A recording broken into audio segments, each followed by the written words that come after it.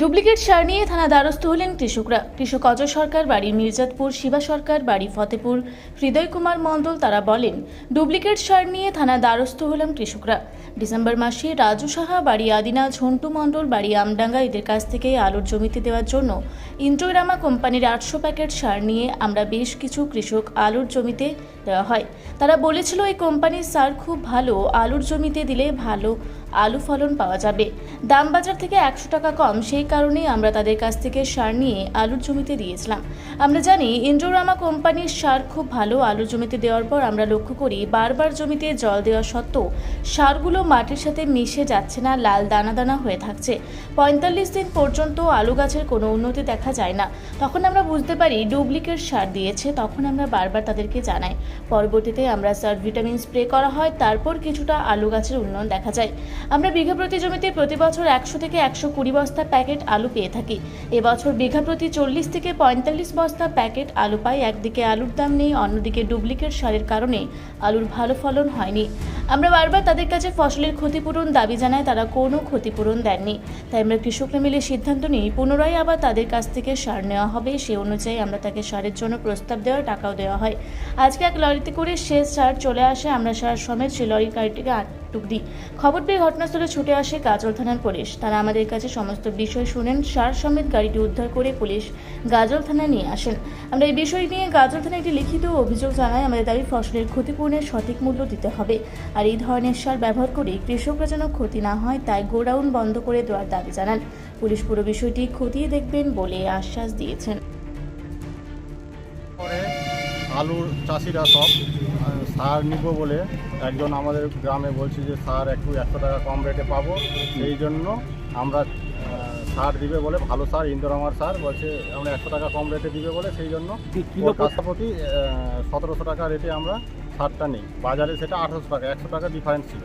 কিন্তু 100 টাকা বাঁচলে আমাদেরই লাভ চাষিদের, সেই জন্য আমরা সেখান থেকে যার যত সামর্থ্য মতো আমরা নিই। যারা 8 বিঘা, 10 বিঘা, 12 বিঘা চাষ করি, কেউ 20 বস্তা, কেউ 40 বস্তা।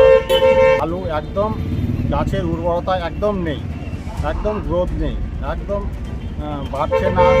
তারপরে দিয়ে গাছটা একটু সামান্য গাছটা কিন্তু, আর ফল ওঠানোর সময় দেখা যায় যে আমরা যেখানে 100 বস্তা নর্মালি পাই বিঘাতে, সেখানে আমরা 40 থেকে 50 বস্তার বেশি পাচ্ছি না।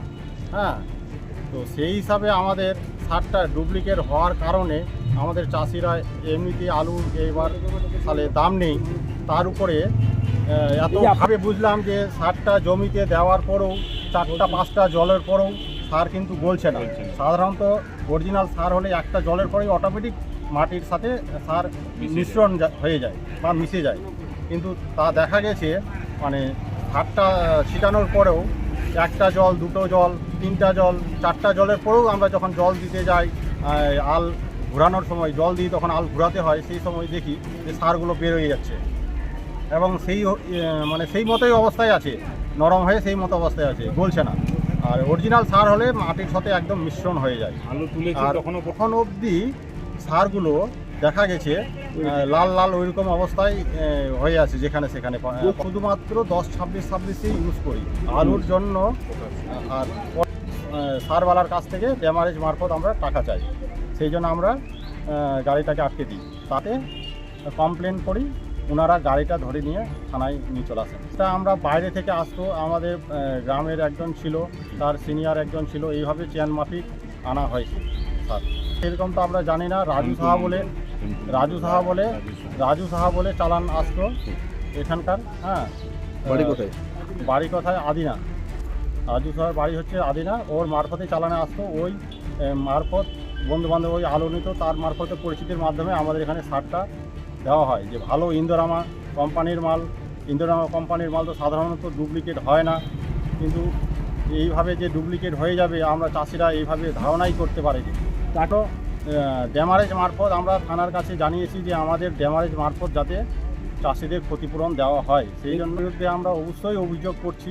যেহেতু আমাদের ড্যামারেজ মারফত আমরা পাইনি, সেই জন্য আমরা অবশ্যই এরকমভাবে চাষিদের বিগত দিনে হয়েছে সামনে যাতে ফিউচারে, হ্যাঁ, আগামী দিনে যাতে কৃষক যাতে এইভাবে না ঠকে, তার জন্য আমরা চাইছি। সেই জন্য আমরা থানাতে কমপ্লেন করলাম। যাতে এরকম সার একদম লিখিত কমপ্লেন করলাম যাতে একদম নির্মূলভাবে গড়া থেকে উৎখাত বা উৎপাদন করা হয়। এই ওনাদের আটক চাই দিয়েছি সেই দালাল চক্রের মাধ্যমে যারা সারটা উৎপাদন করছে কিংবা দালাল মারফতে আমরা যাতে নির্মূল হই সেই জন্যই আমরা অবশ্যই কমপ্লেনটা জানিয়েছি। আমার নাম অজয় সরকার, বাড়ি মির্জাতপুর। দীর্ঘ আপনার গত ডিসেম্বর মাসে আমরা আলু চাষের জন্য কিছু সার নেই, সেটা বাজারে শুনতে যাই 1800, 1900, 2000 কিছু কিছু দোকানে। এবার সেখান থেকে বাজার যাচাই করার পর কারো সূত্র মারফত আমরা জানতে পারি যে 1700 টাকায় একটা সার পাওয়া যাচ্ছে এবং বাড়িতে পৌঁছে। এবার সাধারণত আমাদের একটা লোভ হয় যে বাজারে যদি 2000 হয় তাহলে আমরা 1700 টাকায় পেলে সারটা আমাদের বাড়িতে পৌঁছে দিচ্ছে, ভাড়াও লাগছে না। এই মোটিভে আমরা নিলাম সারগুলো, যে যার জমি যতটুকু করে ছিল, যার যতটা প্রয়োজন সারগুলো নিলাম। নেওয়ার পর জমিতে ছিটানোর পর বুঝতে পারলাম তখন থেকে হালকা করে যে সারের মানে গলন ভাব, যেটা অন্য সারগুলো যে জমিতে দিলে আমরা মাটির সঙ্গে মিশে যায় চাষ করার পর, সেটা জমিতে যখন সারটা দিলাম তখনও দানা দানা থেকে যাচ্ছে। এবং জমিতে যখন আলুর ক্যানেলগুলো আমরা বানাই তখনও সার আছে, জল দিই তখনও সারগুলো আমরা পাচ্ছি, কোদাল চালালেই সার পাচ্ছি। এই করতে করতে মোটামুটি 40-45 দিন নাগাদ গাছের কোয়ালিটি আরও ধীরে ধীরে খারাপ হতে বসতে শুরু করছে। তখন আমরা আবার নতুন করে আবার অরিজিনাল ইন্ডোরামা, আবার ইউরিয়া, যাই যত ডিএপি সার দিয়ে স্প্রের উপর ভরসা করে গাছগুলোকে কিছু কিছু করি। কিন্তু মোটামুটি 60 থেকে 70 দিনের মাথায় গাছগুলো পাতাগুলো পুকুরে আস্তে আস্তে করে গলতে শুরু করে দিচ্ছে। কারো কারো একটু উন্নতি হয়েছে অনেক স্প্রে করার পর, কিন্তু যখন ফসলটা উঠাই তখন ফলন কারো 55, কারো 45, কারো 50। যেই জমিগুলোতে আমরা মোটামুটি 120 থেকে 30 বস্তা অবধি নিয়ে যাই। এই যে আমাদের ঘাটতি, এই যে ক্ষতি হয়েছে, থানায় চলুন, আইসি স্যারের সঙ্গে কথা বলে কীভাবে আপনাদের মীমাংসা করা যায়। এবং আমরা চাইছি শুধু মীমাংসা নয়, এই যে সার, এই যে গোডাউনগুলো আছে আমডাঙ্গা, উত্তর 24 পরগনা ডিস্ট্রিক্ট, আমাদের কারো জানা নাই। তো এই গোডাউন যেন ইমিডিয়েট বন্ধ করা হয় এবং স্যারদেরকে অনুরোধ করব কঠোর থেকে কঠোরতম শাস্তি যেন যারা পাচারকারী, যারা দালাল, যারা গ্রামে গ্রামে সারগুলো দেয় তাদেরকে যেন মানে জেল জরিমানা সমেত যেন কঠোরতম শাস্তি দেওয়া হয়। এই বিষয়ভাবে আমরা অভিযোগ করেছি। আইসি স্যার বললেন সাজা হোক, আর পরবর্তী যেন এরকম কৃষক যেন না ঠগে এবং এই সারের গোডাউনটাই বন্ধ করা হোক। আপনার নাম? শিবা সরকার, বাড়ি ফতেপুর। কতগুলো? মালদার গাজল থেকে শামীম রেজার রিপোর্ট, রূপসী বাংলা মিডিয়া।